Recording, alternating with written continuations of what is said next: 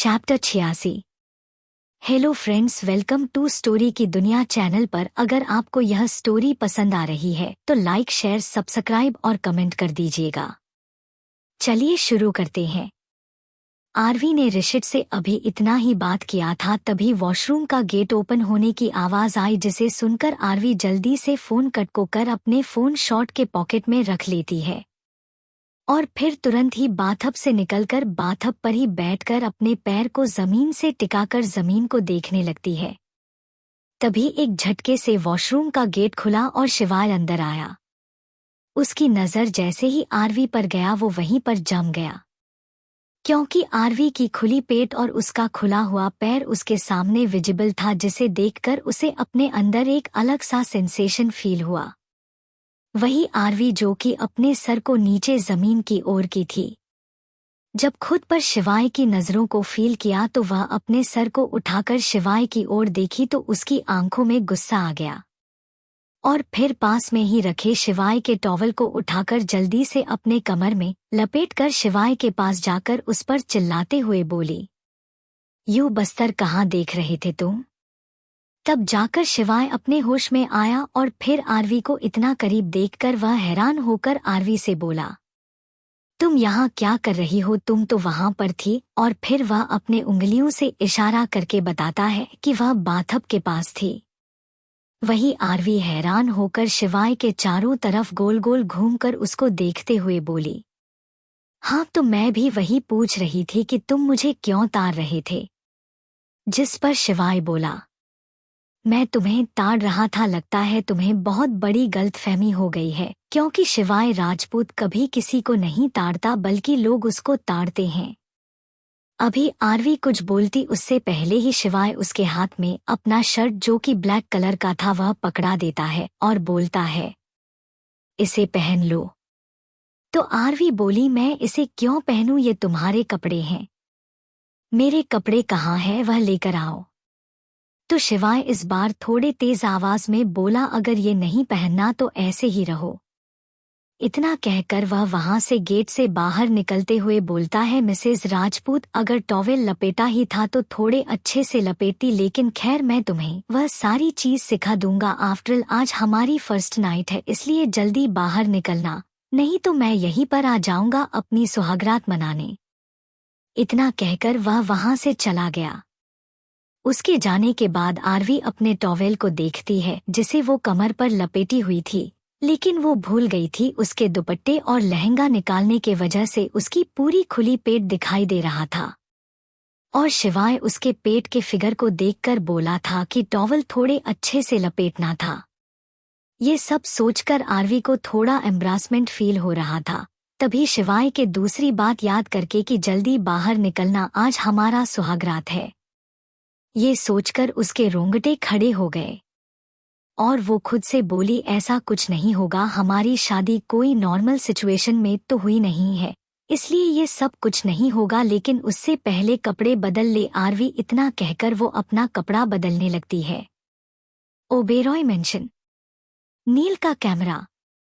अभी नील का कमरा में पूरी तरह से अंधेरा में छाया हुआ था और इस अंधेरे कमरे के परछाई में एक आदमी दिख रहा था जो कि पूरी तरह से नशे में डूबा हुआ था। तभी वह अपना सर थोड़ा सा ऊपर करता है, जिससे बालकनी से होती हुई चांद की रोशनी उस लड़के पर पड़ती है, जिससे उसका फेस थोड़ा थोड़ा क्लियर देखने लगता है, जो कि कोई और नहीं नील ओबेरॉय था। वही नील अपने टेबल से एक शराब का बोतल उठाते हुए अपने मुंह में लगाकर पीने लगता है और जब बोतल में का शराब खत्म हो जाता है तो वह वही बोतल को जमीन पर जोर से फेंक देता है, जिससे पूरे कमरे में एक जोरदार आवाज के साथ वो बोतल टूटकर बिखर गया। लेकिन नील तो जैसे होश में ही नहीं था। वह अपनी लड़खड़ाते हुए कदमों से धीरे धीरे बेड के पास आया और वैसे ही उसका पैर फिसला और वो पेट के बल बेड पर गिर गया। वह जैसे ही बेड पर गिरा वो उठने की कोशिश करते हुए बोला, "क्यों किया शिवाय भाई, आपने ऐसा मेरे साथ? बताइए क्यों किया?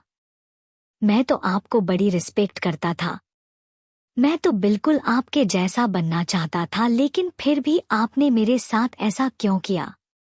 और फिर वह धीरे धीरे उठकर बेड के नीचे फ्लोर पर अपने दोनों पैरों पर सर रखकर सिकुड़कर बैठकर धीरे धीरे सुबकने लगा। और सुबकते सुबकते उसके आंखों से आंसू गिरने लगा। उसे यह भी नहीं पता चला, लेकिन तभी वो अपने सर को उठाकर बोला, यह मैं क्या सोच रहा हूँ नील, तू यह क्या सोच रहा है? और फिर वह एकदम से अपने पैरों पर खड़ा होकर लड़खड़ाते कदमों से इधर उधर टहलते हुए बोला, आखिर शिवाय भाई ने ऐसा क्या ही कर दिया नील कि तू इस तरह से बिहेव कर रहा है? और तू और आरवी तो तेरी बस एक अच्छी दोस्त थे, है ना? और फिर वह हंसते हुए बोला, हाँ नील, आरवी सिर्फ तेरी एक दोस्त है, तो तू इस तरह से क्यों रिएक्ट कर रहा है जैसे कि तुझे ये बर्दाश्त नहीं हो रहा है कि आरवी अब किसी और की हो गई है। और फिर वह अपने एक हाथ को अपने लेफ्ट वाले हाथ पर रखते हुए बोला, अगर आरवी सिर्फ मेरी एक फ्रेंड है तो मेरा दिल इतना तेजी से क्यों धड़क रहा है जैसे कि अभी यह बाहर आ जाएगा। जैसे ही नील अपने हाथ को दिल पर रखता है, उसका दिल दोगुनी स्पीड से तेज भागने लगता है, जिसके चलते वह जल्दी से अपने हाथ को हाथ से हटा लेता है। तभी उसे याद आया कि कैसे जब शिवाय आरवी के हाथ को पकड़कर अपने साथ शादी के मंडप में ले जा रहा था, तब भी उसका हार्ट बहुत ही तेज स्पीड से भाग रहा था, जैसे कोई उससे दूर जा रहा है। लेकिन उस वक्त उसने खुद को जैसे तैसे संभाल लिया था, क्योंकि वह नहीं चाहता था कि घर वालों के सामने वह वीक दिखाई दे। लेकिन तब वह पूरी तरह से टूट गया जब ग्राउंड में शिवाय को आरवी के मांग में सिंदूर डालते हुए देखा, और वह देखते ही उस वक्त उसके आंखों से आंसू गिरने लगा। लेकिन वह रायजादा फैमिली और ओबेरॉय फैमिली से काफी दूर खड़ा था, इसलिए किसी ने भी उसे नोटिस नहीं किया। और जैसे ही शादी खत्म हुई, नील बिना वक्त गवाए वहां से तेजी से दौड़ता हुआ ओबेरॉय मेंशन में अपने कमरे में आ गया, ताकि कोई भी उसे इस हालत में ना देख ले।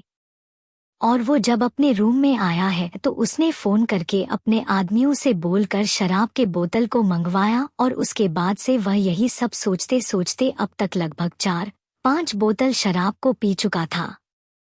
लेकिन इतना शराब पीने के बावजूद उसे अपने सवालों का जवाब नहीं मिला कि आखिर उसे इतना दर्द क्यों हुआ जब आरवी ने शिवाय से शादी किया, क्योंकि उसके नज़र में तो आरवी और वह दोनों बस एक फ्रेंड थे। चैप्टर 87। तभी एक झटके से नील का कमरे का गेट ओपन हुआ और अरहान भागते हुए अंदर आया। जब उसने अंदर का नजारा देखा तो वह थोड़ा डर गया, क्योंकि रूम की सारी लाइट्स ऑफ थी और चारों तरफ शराब के टूटे हुए बोतल उसे दिखाई दे रहा था। लेकिन उसने तुरंत ही अपने डर को छुपाते हुए आवाज लगाया, नील कहाँ हो तुम? वेयर आर यू नील? वही अरहान की आवाज सुनकर नील, जो कि बेड के पास खड़ा था, वो एक झटके से अपने कदमों को दरवाजे की ओर बढ़ाता, तभी उसका पैर कांच के टुकड़े पर चला जाता है, जिससे उसके पैरों से खून निकलने लगता है। लेकिन उसे तो कोई फर्क ही नहीं पड़ रहा था।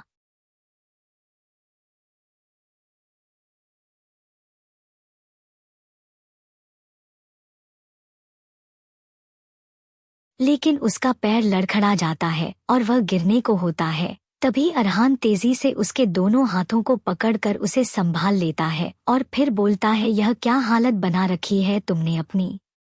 और वह इसलिए बोल रहा था क्योंकि नील शर्टलेस था और उसके बाल पूरी तरह से बिखरे हुए थे। वही उसका सवाल सुनकर नील अपनी लड़खड़ाती हुई आवाज में बोला, भाई मैं बिल्कुल ठीक हूँ, मुझे कुछ नहीं हुआ। और आप यहाँ पर क्या कर रहे हैं मेरे कमरे में इतनी रात को? जिस पर अरहान बोला, ओ तेरी हालत देखकर ही मुझे पता चल गया है कि तू कितना ठीक है। और फिर वह तुरंत ही नील को सीधा खड़ा कर उसके फेस को दोनों गालों को पकड़ते हुए बोला, अब सच सच बता नील, तूने यह क्यों किया? और मुझे कोई झूठा जवाब नहीं चाहिए, क्योंकि तू भी जानता है कि मुझे सच्चाई पता है। अरहान की बात सुनकर नील, जो कि पहले धीरे धीरे सुबक रहा था, वो अब जोर जोर से रोने लगा। और फिर वह अपनी रोनी आवाज में बोला, भाई मुझे नहीं पता मेरे को क्या हो रहा है, लेकिन मेरा और फिर अपनी उंगलियों से अपने दिल की ओर इशारा करके बोला, लेकिन यह बहुत दर्द कर रहा है और अंदर से पूरा बेचैनी हो रहा है, जैसे कि मैंने कुछ अपना खो दिया हो। और फिर वह अपने सर को अरहान के कंधे पर रखकर रोने लगा। वहीं जब अरहान ने उसकी बात सुनी तो वह हैरान नहीं हुआ, क्योंकि उसे पहले से ही शक हो गया था कि नील जरूर कुछ अपने कमरे में कर रहा होगा। इसलिए वह इतनी रात को उसके कमरे में देखने आया कि वह ठीक है या फिर नहीं। लेकिन जब उसने नील की ये हालत देखी तो उसे बहुत बुरा लगा और वह फिर नील के पीठ को सहलाते हुए बोला, नील तुझे आज ज्यादा चढ़ गई है, इसलिए तू इस तरह से बहकी बहकी बातें कर रहा है। तभी उसके कानों में नील की हल्की सी आवाज गई जो बोल रहा था कि लेकिन फिर मेरा हार्ट इतना तेजी से क्यों चल रहा है। वहीं उसके इस सवाल पर अरहान के पास कोई जवाब नहीं था। तभी उसका ध्यान नील के पैरों पर गया जिस पर से खून निकल रहा था, तो वह जल्दी से नील को खींचते हुए लाकर उसको बेड पर बैठाते हुए बोला, तुझे जरा सा भी होश नहीं रहता, देख तो तूने आज फिर चोट लगा ली। और वह फिर उसके पैरों की ओर इशारा करता है, जिसे देखकर नील बोला, भाई यह चोट तो बिल्कुल भी दर्द नहीं कर रहा है। दर्द तो वह चोट कर रहा है जो शिवाय भाई ने आज मुझे दिया है। क्या शिवाय भाई के पास शादी के लिए सिर्फ आरवी ही मिली थी? दुनिया की कितनी सारी लड़कियां उनके ऊपर मरती है।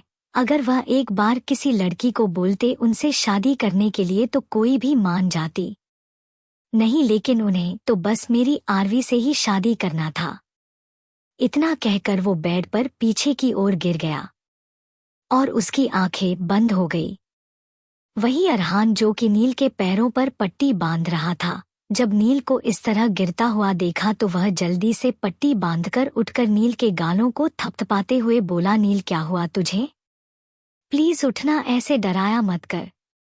लेकिन तभी उसने पूरी रूम में चारों तरफ अपनी नजरें घुमाई तो उसे टेबल पर पड़ा हुआ खाली बोतल दिखा, जिसे देखकर वह समझ गया कि नील ने कुछ ज्यादा ही चढ़ा ली थी, जिसके कारण वह नींद की आगोश में चला गया।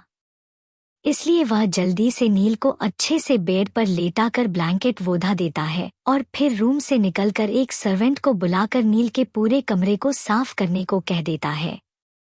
और फिर वह खुद से बोला, मुझे कुछ करना होगा, नहीं तो यह दोनों भाई आरवी के लिए आपस में ही लड़ पड़ेंगे। इतना कहकर वह अपने माथे को रगड़ते हुए अपने कमरे की ओर बढ़ गया। एसआर विला, शिवाय का रूम। आरवी ने अब तक अपने कपड़ों को चेंज कर ली थी, लेकिन वह बाथरूम से इसलिए नहीं निकल रही थी क्योंकि उसे शिवाय की बात याद आ रही थी कि आज उनका फर्स्ट नाइट है। लेकिन फिर वह धीरे धीरे खुद को तसल्ली देते हुए दरवाजे को खोलती है और फिर अपने नजरों को इधर उधर घुमाते हुए देखती है कि कहीं शिवाय उस कमरे में तो नहीं है। और जब उसे तसल्ली हो जाता है कि शिवाय कमरे में नहीं है तो वह बाहर निकलकर जल्दी से बेड पर लेटकर खुद को ब्लैंकेट से कवर कर जल्दी से आंखें बंद कर लेती है। वही शिवाय जो कि किसी के कॉल अटेंड करने के लिए कमरे से अटैच बालकनी में जाकर फोन पर बात कर रहा था, जब वह कमरे में आया तब उसकी नजर सीधा बेड पर सोई हुई आरवी पर गया, जिसे देखकर वह जल्दी से आरवी के पास आया और अपने दोनों हाथों से आरवी को धक्का दे देता है, जिसके कारण आरवी सीधा बेड की दूसरी ओर गिर जाती है। वही शिवाय उसको इग्नोर कर सीधा बेड पर लेट जाता है। उसने अब तक अपना ड्रेस चेंज करके लोअर और टी शर्ट पहन लिया था और उसका टी शर्ट पूरी तरह से उसके अपर बॉडी से चिपका हुआ था, जिसके कारण उसका मस्कुलर बॉडी पूरी तरह से साफ साफ देखा जा सकता था। वही आरवी जब खुद को नीचे पाती है तो वह जल्दी से अपने ब्लैंकेट को हटाकर उठ खड़ा होती है, तो सीधा उसकी नज़र शिवाय पर जाती है जो कि दूसरी तरफ मुंह करके सोया हुआ था। और उसे काफी गुस्सा आया और वह फिर खुद से बोली, आखिर इसके अंदर इतनी हिम्मत कि इसने मुझे धक्का देकर बेड से गिराया। और फिर वह जल्दी से धीरे से बेड पर चढ़कर अपने धीरे धीरे कदमों से बेड पर आगे बढ़ी और शिवाय के पास जाकर जोर से अपने एक लात से उसके पीठ को किक कर दी, जिससे शिवाय सीधा बेड के नीचे गिर जाता। वही उसके गिरता देख आरवी जोर जोर से अपने मुंह पर हाथ रख हंसने लगी। हा हा हा, तुम कितने कमजोर इंसान हो मिस्टर रायजादा, जो सिर्फ मेरे एक किक से बेड के नीचे गिर गए। और फिर वह अपनी तोतली आवाज में बोली, shame on you mister Raizada, shame on me. और फिर वह खिलखिलाकर हंसने लगी। वही शिवाय जिसने यह बिल्कुल भी उम्मीद नहीं किया था कि आरवी आकर उसे ऐसे किक मारेगी, इसलिए वह ढीले शरीर से बेड पर लेटा हुआ था, जिस वजह से वह आज नीचे फ्लोर पर पड़ा हुआ था। लेकिन जब उसने आरवी के बातों को सुना तो वह गुस्से में खड़ा होकर अपनी मुट्ठियों को कसते हुए अपने सर्द आवाज में बोला, क्या बोल रही हो मेरे बारे में, शेम ऑन यू।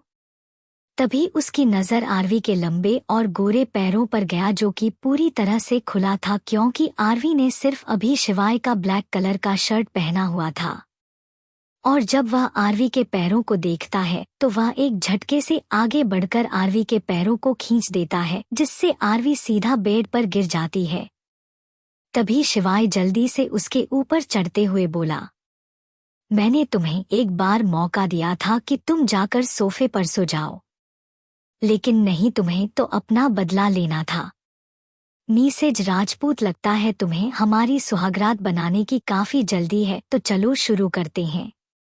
इतना कहकर वह अपने फेस को धीरे धीरे आरवी के फेस के पास लेकर जाने लगता है, जिससे आरवी को अपने ऊपर शिवाय का गर्म सांस महसूस हो रहा था, जिसके कारण वह जल्दी से अपनी आंखों को बंद कर लेती है। तभी शिवाय धीरे से उसके कान में बोला, मेरा स्टैंडर्ड इतना गिरा हुआ नहीं है कि मैं किसी लड़की के साथ रेप करूं। जिस पर आरवी झट से अपनी आंखें खोलकर शिवाय को देखते हुए पूछी, रेप, यह क्या बोल रहे हो तुम। तभी वह एकदम से हवा में उड़ती हुई फिलकी, क्योंकि शिवाय ने उसे बेड से उठाया और फिर जल्दी से बालकनी में ले जाकर उसे धड़ाम से छोड़ देता है, जिससे आरवी सीधा जमीन पर गिरती है। और अभी कुछ बोलती उससे पहले ही शिवाय बोला, आज से तुम यहीं इसी बालकनी में सोओगी, मेरे रूम में आने की हिम्मत मत करना। और फिर वह जल्दी से अपने कमरे में जाकर बालकनी का गेट बंद कर देता है। वही आरवी पहले गुस्से में शिवाय को घूरती है, लेकिन फिर वह अपनी नजरों को चारों तरफ घूमती है तो उसे काफी अच्छा लगा, क्योंकि बालकनी काफी बड़ा था।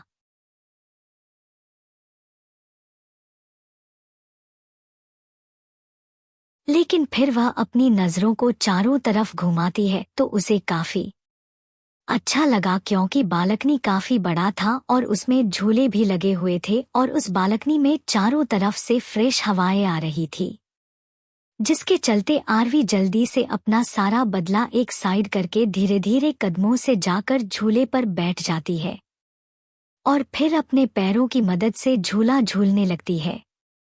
लेकिन कोई तो था जो उसे बड़े ही ठंडी नजरों से देख रहा था। आखिर कौन था वह इंसान जो कि आरवी को अपने ठंडी नजरों से देख रहा था? और क्या नील, जो कि सबसे ज्यादा शिवाय को अपना आइडल मानता था, क्या वह उसे ही अपना जानी दुश्मन बना लेगा? जाने के लिए सुनते रहिए रिबॉर्न इन विलेनस बॉडी की स्टोरी की दुनिया चैनल पर।